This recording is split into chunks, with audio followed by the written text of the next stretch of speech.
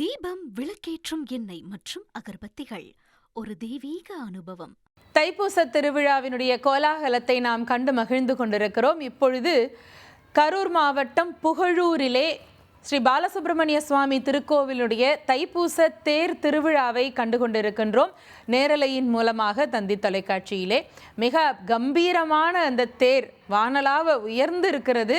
பஞ்சமூர்த்தி புறப்பாடும் அங்கே ஆகி கொண்டு இருக்கிறது. அதையும் நாம் இப்பொழுது கண்டு தரிசிக்க முடிகின்றது. பக்தர்கள் தேரை வடம் பிடித்து இழுத்து வரக்கூடிய காட்சியை பார்த்து கொண்டிருக்கிறோம். தேரினுடைய சக்கரங்கள் மிக அழகாக திருநீறு போல அதில் வண்ணங்கள் எல்லாம் பூசப்பட்டு அந்த சக்கரங்களும் மிக அற்புதமாக தெய்வீகமாக இருக்கின்றன. இந்த சக்கரங்களை பார்க்கிற பொழுது நமக்கு மனதில் தோன்றக்கூடியது என்ன என்றால், இந்த வாழ்வும் ஒரு சக்கரம் போலத்தான்.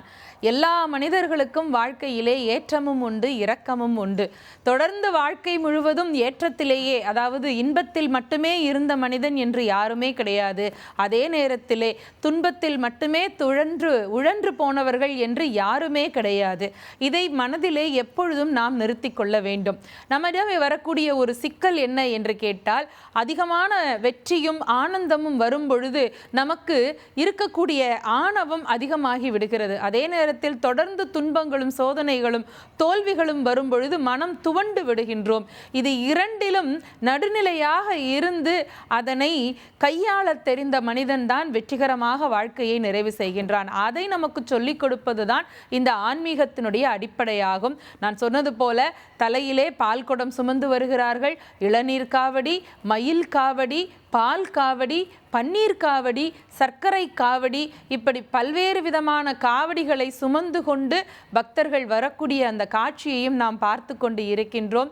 எல்லா பிரார்த்தனைகளையும் முருகப்பெருமானிடம் செலுத்திவிட்டால் அவன் நமக்கு எல்லாவற்றையும் செய்து தருவான் என்கின்ற அதீத நம்பிக்கை, தனக்குள்ளே இருக்கக்கூடிய எந்த வேண்டுதலையும் சொல்லுவதற்கு நமக்கு உரிமைப்பட்டவனாக முருகன் இருக்கிறான் என்கின்ற மிகப்பெரிய ஒரு மன திடத்தோடு மக்கள் வரக்கூடிய காட்சியை நாம் பார்த்து கொண்டிருக்கிறோம்.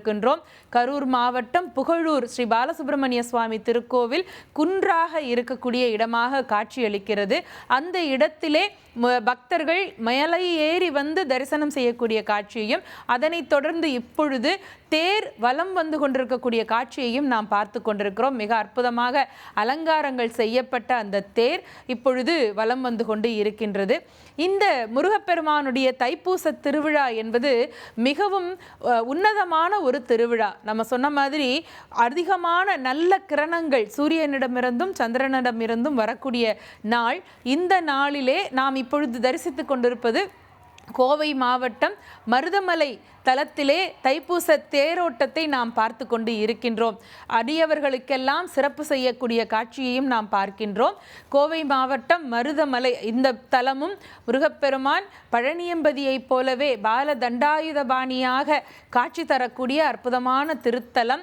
நிறைய பெருமைகள் உள்ள இந்த திருத்தலம், இந்த மருதமலை ஆண்டவனுடைய 7ஆம் படைவீடு என்று போற்றப்படக்கூடிய மருதமலை ஆண்டவனுடைய தைப்பூச தேர் திருவிழாவினுடைய கோலாகல காட்சி, வண்ணமயமான தேர், அதிலே வாழை மரங்கள் எல்லாம் கட்டப்பட்டு அழகாக பூரண அலங்காரத்தோடு முருகப்பெருமான் வீற்றிருக்கக்கூடிய காட்சியை நாம் பார்த்து தரிசிக்க முடிகின்றது.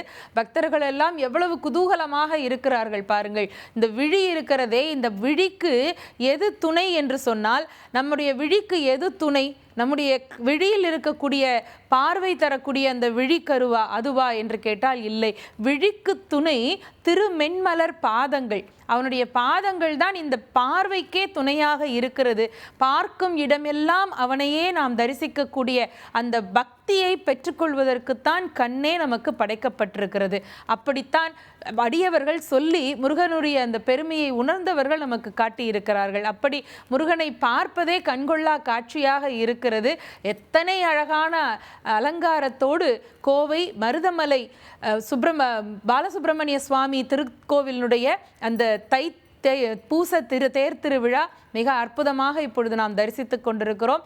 தேரினுடைய மேலே உச்சியிலே அழகாக ஒரு பெரிய அலங்காரத்தை செய்திருக்கிறார்கள். இந்த மாதிரி தேரை அலங்காரம் செய்வது, ஆண்டவனை அதிலே அமர வைத்து எழுந்தருளச் செய்து தேரை வடம் பிடித்து வருவது என்பதெல்லாம் பக்தர்களாகிய நம்முடைய மனதிலே ஒரு உற்சாகத்தையும் குதூகலத்தையும் தரக்கூடியதுதான், ஒற்றுமையை தரக்கூடியது என்பதுதான் இதிலே முக்கியமான செய்தி. அப்பேற்பட்ட இந்த திருத்தலத்தினுடைய அழகான காட்சிகளை நாம் தரிசித்துக் கொண்டிருக்கின்றோம்.